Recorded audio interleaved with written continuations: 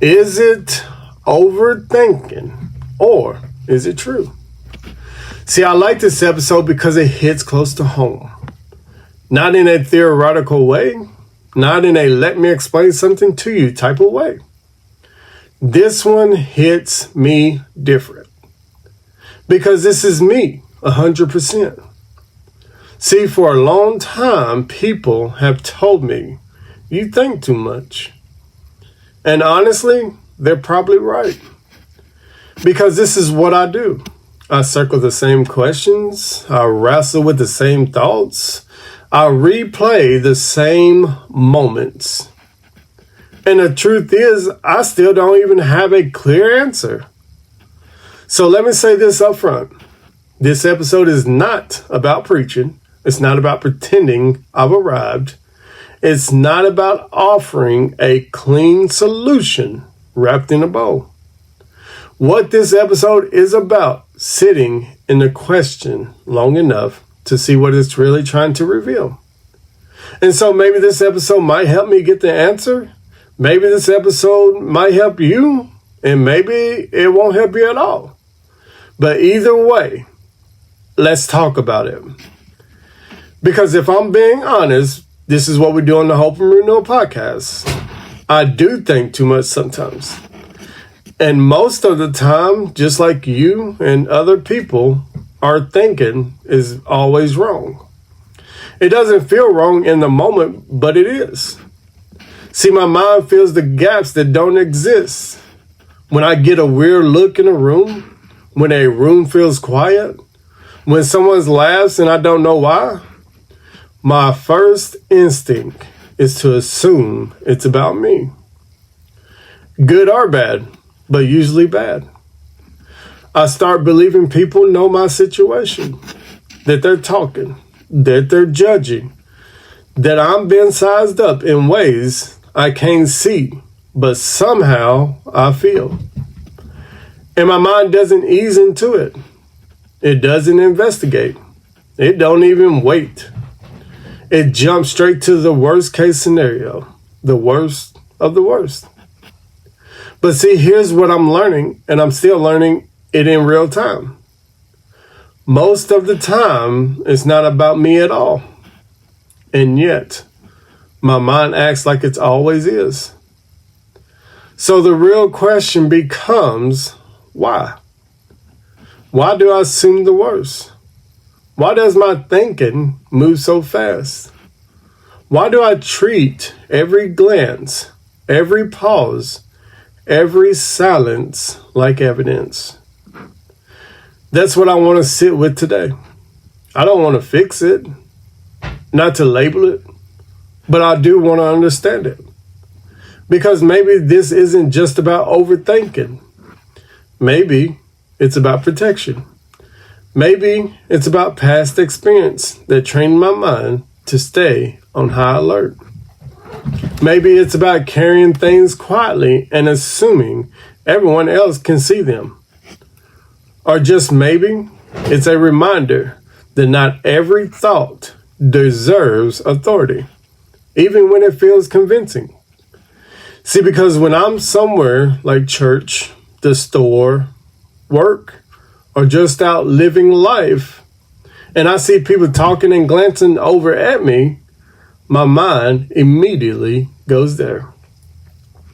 So especially if it's someone I know or someone who knows me, as soon as they walk away or I walk away, my assumption kicks in.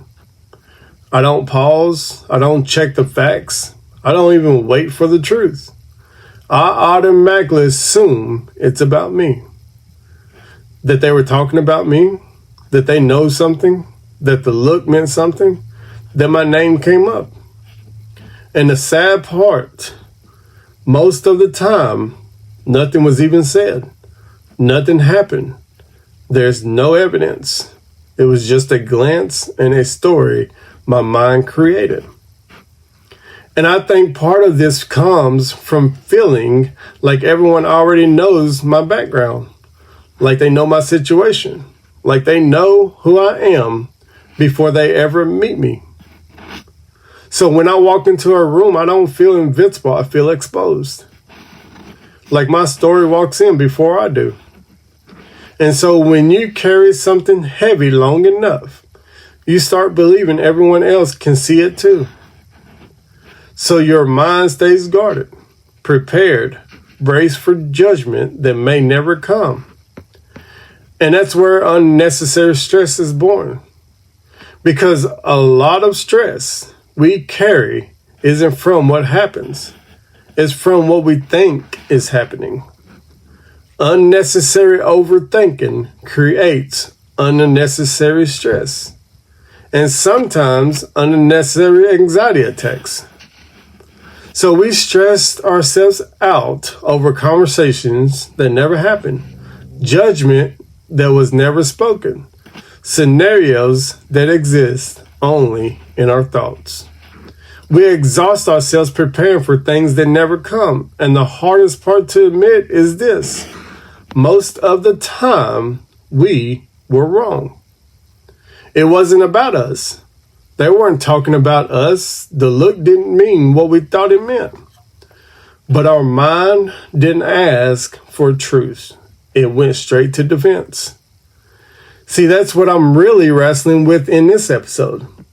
It's not just overthinking, but why my mind assumes the worst before it ever considers the truth. Why I give every thought authority while every assumption gets a microphone. Because not all stress comes from life. Some of it comes from believing thoughts that were never facts to begin with.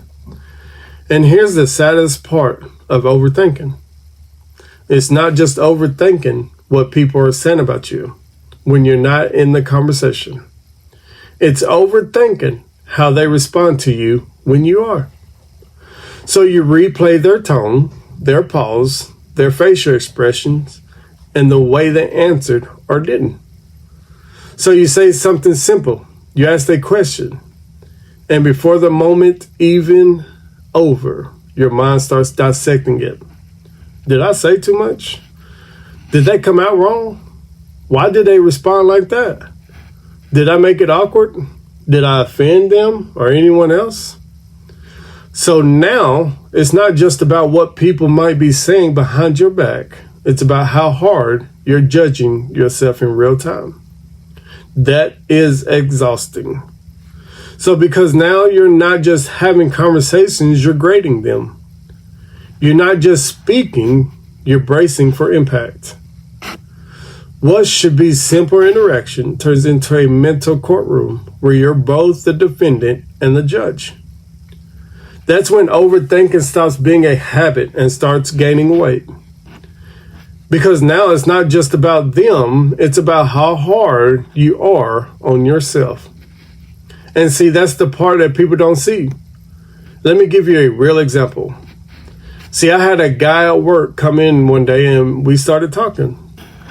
He had no idea what I was writing about. No idea that this was something I was wrestling with personally.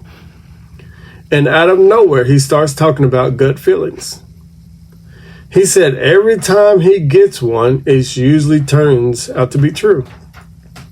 And then he told me he had a gut feeling that his wife might be talking to another man. So I asked a simple question. Do you have any proof? Has she given you any reason to feel that way? His answer was no. Not one reason. Not even one piece of evidence. And that's when it clicked. I told him, maybe it's not your gut. Maybe it's your past. Maybe you're not seeing or you're not sensing something happening. You're anticipating something you're afraid could happen. And maybe you're not discerning danger. You're reliving pain. Because protection can quietly turn into punishment. See, sometimes we aren't responding to the present, we're reliving the past. We wait for pain that may never come. And in the process, we create it ourselves. And see, that's the danger of overthinking. You can convince yourself something is wrong even when nothing is. And that's why I prayed he wouldn't confront her, that he wouldn't even bring it up. Because overthinking is already heavy, but being wrong because of overthinking, that's where real damage lives. So when you accuse without evidence, you don't just expose your fear, you plant seeds that don't need to be planted. You can damage trust, create tension, start fires that never had to burn. See, overthinking doesn't just exhaust your mind, it can sabotage your relationships. And once words are spoken, you can't pull them back, even if you later realize the thoughts that fueled them weren't true. See, sometimes the most loving thing you can do isn't to speak. It's to pause, to pray, to separate what you feel from what is real. And see, that brings me to someone else who struggled with overthinking. His name is Gideon. See, when we meet Gideon, he isn't confident. He isn't bold. He isn't ready. He's hiding. See, fear trained him to think defensively. Oppression trained him to expect the worst. And see, when God speaks truth, Gideon responds with analysis. See, God says, mighty warrior. Gideon says, let me explain why that doesn't make sense. God wasn't offended. He wasn't patient, or he was patient, But when it came time to move forward, God reduced the army. It's not because Gideon needed less strength. It's because he needed less noise. See, overthinking thrives on options, backup plans, contentions. See, God stripped all of that away because fear says you're not enough. And God says, good, now you're ready. See, Gideon didn't win because fear disappeared. He won because fear stopped making decisions. And that's the warning for us. Overthinking often disguises itself as wisdom. But sometimes it's just fear trying to stay in control. So let me end with this. Overthinking doesn't mean you're broken. It means you've been hurt. And God is patient with anxious questions. But see, renewal begins when we stop letting fear write the story. When we stop punishing ourselves for thoughts we didn't ask to have and start taking responsibility for what we did with them. This is where overthinking ends and faith begins. I want to thank you for tuning in to the Hope and Renewal podcast. I hope and pray that this message spoke to your heart. And if it did, make sure to subscribe and follow